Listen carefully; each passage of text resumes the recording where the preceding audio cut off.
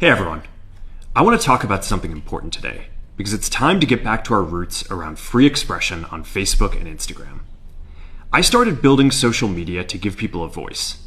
I gave a speech at Georgetown 5 years ago about the importance of protecting free expression, and I still believe this today. But a lot has happened over the last several years. There's been widespread debate about potential harms from online content. Governments and legacy media have pushed to censor more and more. A lot of this is clearly political, but there's also a lot of legitimately bad stuff out there. Drugs, terrorism, child exploitation. These are things that we take very seriously, and I want to make sure that we handle responsibly. So we built a lot of complex systems to moderate content. But the problem with complex systems is they make mistakes. Even if they accidentally censor just 1% of posts, that's millions of people. And we've reached a point where it's just too many mistakes and too much censorship. The recent elections also feel like a cultural tipping point towards once again prioritizing speech. So we're going to get back to our roots and focus on reducing mistakes, simplifying our policies, and restoring free expression on our platforms. More specifically, here's what we're going to do. First, we're going to get rid of fact checkers and replace them with community notes similar to X, starting in the US. After Trump first got elected in 2016, the legacy media wrote non-stop about how misinformation was a threat to democracy. We tried in good faith to address those concerns without becoming the arbiters of truth.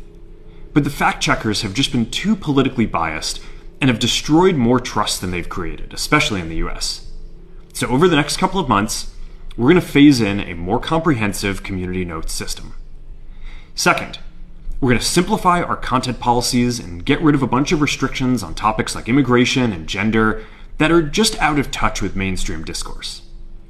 What started as a movement to be more inclusive has increasingly been used to shut down opinions and shut out people with different ideas, and it's gone too far. So I want to make sure that people can share their beliefs and experiences on our platforms. Third, we're changing how we enforce our policies to reduce the mistakes that account for the vast majority of censorship on our platforms. We used to have filters that scanned for any policy violation. Now, we're going to focus those filters on tackling illegal and high-severity violations. And for lower severity violations, we're going to rely on someone reporting an issue before we take action. The problem is that the filters make mistakes, and they take down a lot of content that they shouldn't. So by dialing them back, we're going to dramatically reduce the amount of censorship on our platforms. We're also going to tune our content filters to require much higher confidence before taking down content. The reality is that this is a trade-off. It means we're going to catch less bad stuff, but we'll also reduce the number of innocent people's posts and accounts that we accidentally take down. Fourth, we're bringing back civic content. For a while, the community asked to see less politics because it was making people stressed. So we stopped recommending these posts. But it feels like we're in a new era now, and we're starting to get feedback that people want to see this content again. So we're going to start phasing this back into Facebook, Instagram, and Threads while working to keep the communities friendly and positive. Fifth, we're going to move our trust and safety and content moderation teams out of California, and our US-based content review is going to be based in Texas. As we work to promote free expression, I think that it will help us build trust to do this work in places where there is less concern about the bias of our teams. Finally, we're going to work with President Trump to push back on governments around the world that are going after American companies and pushing to censor more. The US has the strongest constitutional protections for free expression in the world. Europe has an ever-increasing number of laws institutionalizing censorship and making it difficult to build anything innovative there. Latin American countries have secret courts that can order companies to quietly take things down. China has censored our apps from even working in the country. The only way that we can push back on this global trend is with the support of the US government. And that's why it's been so difficult over the past 4 years when even the US government has pushed for censorship.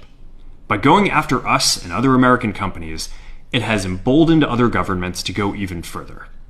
But now we have the opportunity to restore free expression, and I am excited to take it.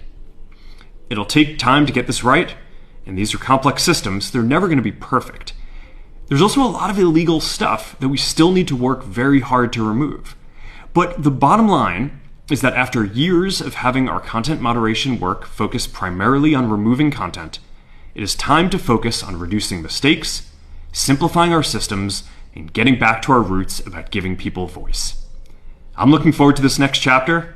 Stay good out there, and more to come soon.